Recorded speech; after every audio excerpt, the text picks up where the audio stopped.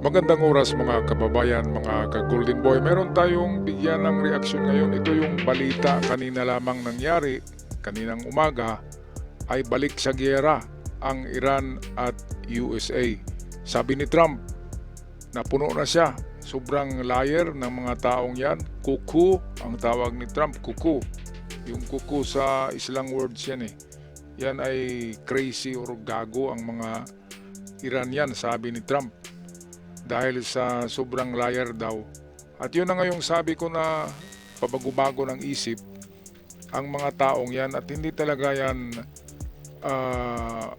hindi pwedeng makipagsundo yan sa katulad natin na pag-iisip, dahil ang mga pag-iisip nila ay naiiba talaga yan dahil sila ay doctrinated sa doctrine ng mga terorista, kaya hindi pwedeng magipagsundo tayo diyan dahil magkakaiba nga ang ating mga paniniwala, backgrounds, lahat ng dahil sa mga doktrina yan ng terrorism. Kaya si Donald Trump, sabi ni Trump, wala na, tapos na, at balik sa giyera. Ayan. Kaya kanina lamang ay sumiklab ang giyera sa Iran. 80 ka bomba daw hinulog ng Amerika at tinigil muna kasi walang reply. Kung sa cellphone pa, walang response ang Iran eh.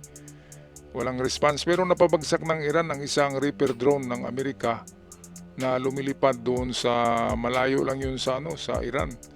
Kaya kumpiyansang lumilipad yung drone, yun pala ay titirahin siya eh.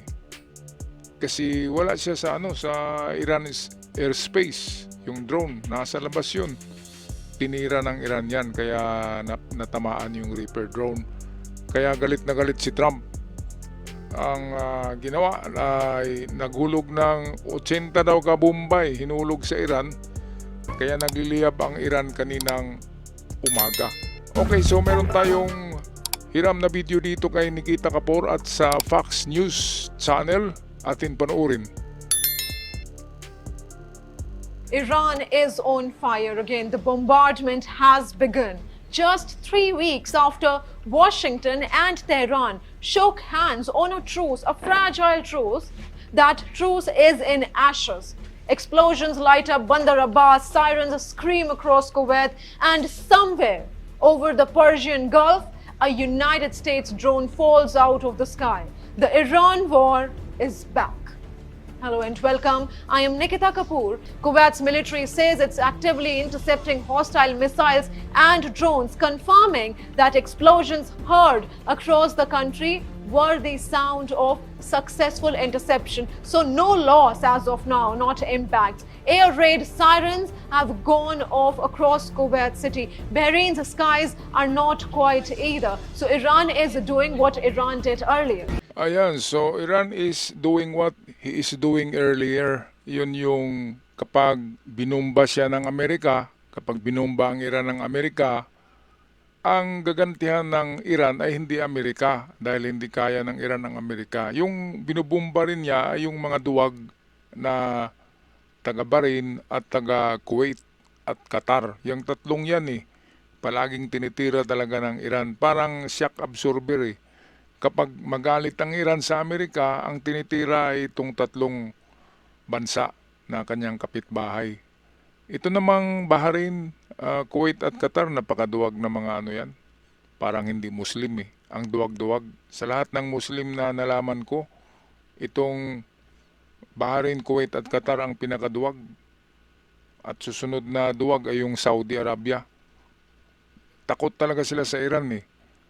Kaya nagiging na lang sila eh, yung doon yung pinagbuntunan ng Iran. Kung hindi kaya ng Iran ang Amerika, kaya ng Iran ang tatlong bansa na yun, yung nabanggit natin kanina. Kaya eto na, mamaya pa meron tayong papalabas na isang video na nagsalita talaga si Trump na ayaw na niya na magipag-usap pa sa mga galunggong na yun. Kasi sobra talagang lahat na.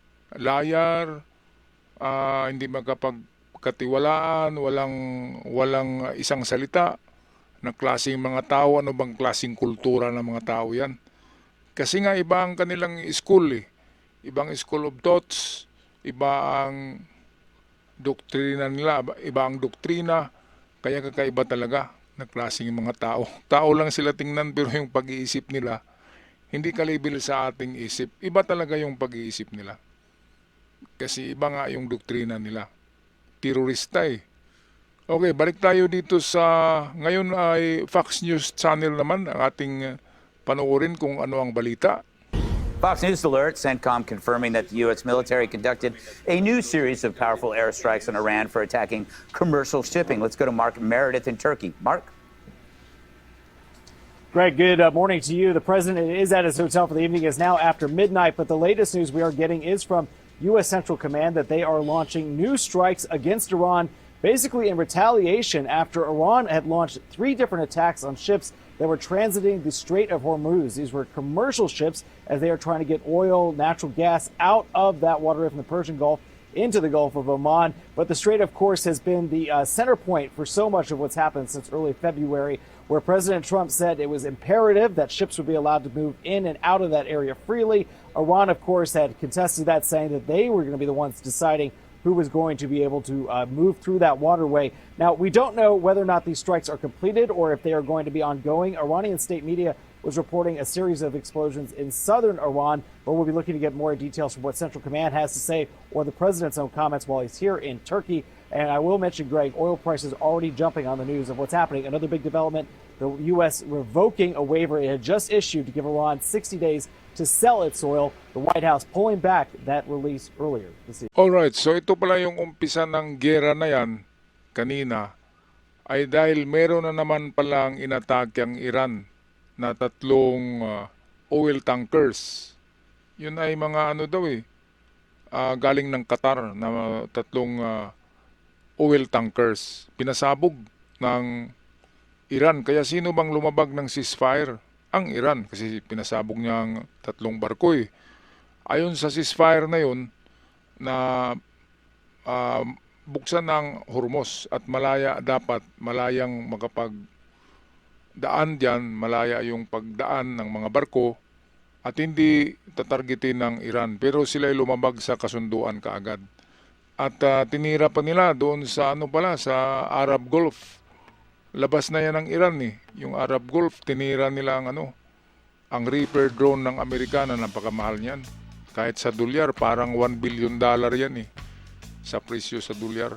Napakamahal kasi yan ay pang-espiya na drone. At tinira ng Iran. Sino ba namang mag-akala na labas ka na sa airspace ng Iran at titirahin ka pa rin ng Iran? Kaya yun tuloy, bumagsak yung Reaper drone at bilang ganti, ito na yung paghulog din ni Trump ng napakaraming bomba sa loob ng Iran, lalo na diyan sa malapit sa Strait of Hormuz. Ang daming hinulog diyan na bomba at nagliliyab ang Iran kanina. Pero hindi naman pinurbos kaagad ni Trump. Maghintay lang si Trump kung anong reaksyon ng mga gunggong na ito, baka tuluyan ng pipirma. Pero kung ako kay Trump, hindi na ako aasa. Kahit pipirma pa ang mga taong yan, hindi pa rin nila susundin yung mga kondisyones sa pinirmahan na papel. Kaya dapat tumalikod na si Trump sa kasunduan na yan.